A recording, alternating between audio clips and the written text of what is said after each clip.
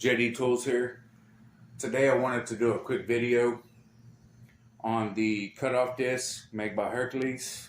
The 4-inch, 1/16 of an inch is what I have here. And I got the 4.5-inch grinding wheel here. As far as the grinding wheel, I figured out that the grinding wheel works really well. I'm really happy with it. But as far as the cutoff disc, I've noticed that the inner hub here wants to come off. And I've had quite a few of them where they came off just like this one right here. That can be a safety hazard. Just to let you know, always wear your safety glasses. If you want to buy any safety glasses or anything, I could put a link in the description for some of the safety glasses that I do recommend. But as far as the cutoff disc by the Hercules, I would not recommend. As you can see that this is a fairly new one. It's got some life left. This is a brand new one.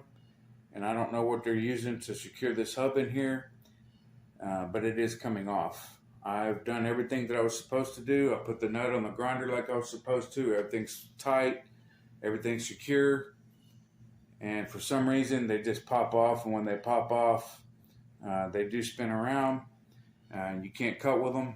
They're pretty much done with. So I was just going to go ahead and let you know, don't waste your money on the Hercules cutoff disc. At least for the 4-inch, 1/16 of an inch and thickness, I would not waste your money on these here. I would go with another brand.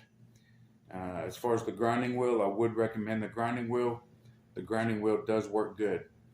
I will put a link in the description below for the Hercules grinding wheel and the sanding disc as well, and some safety glasses, because it's important that you'll wear safety glasses. As far as the cutoff disc, I do not recommend these. I do recommend you find a better brand. JD Tools here again. Thank you for watching. Like, subscribe, leave a comment. Thank you.